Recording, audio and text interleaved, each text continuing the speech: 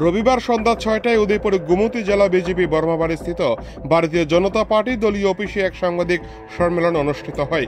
সাংবাদিক সম্মেলনে উপস্থিত ছিলেন মাতারবাড়ি বিধানসভা কেন্দ্রের বিধায়ক অভিষেক দেবরায়, কাকরাবন বিধানসভা কেন্দ্রের বিধায়ক জিতেন্দ্র মজুমদার ও রাজ্য সরকারের অর্থমন্ত্রী প্রণজিৎ সিংহ রায় সহ প্রমুখ।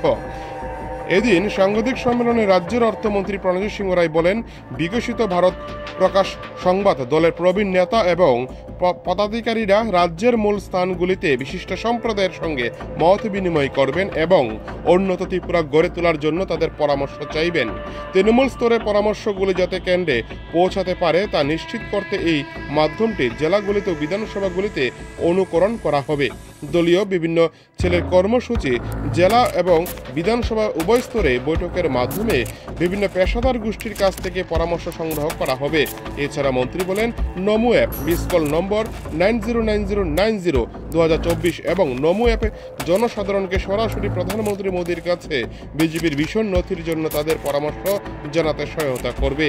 এই দিনের সাংবাদিক সম্মেলনকে কেন্দ্র করে বিভিন্ন উন্নয়নের বার্তা তুলে ধরেন অর্থমন্ত্রী। 2024 সালে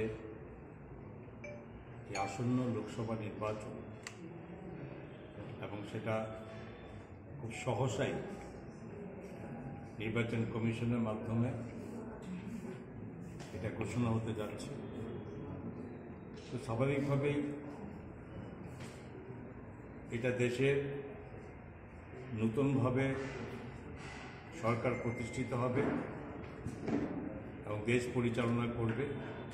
এই গুরুত্বপূর্ণ সিদ্ধান্তের আগে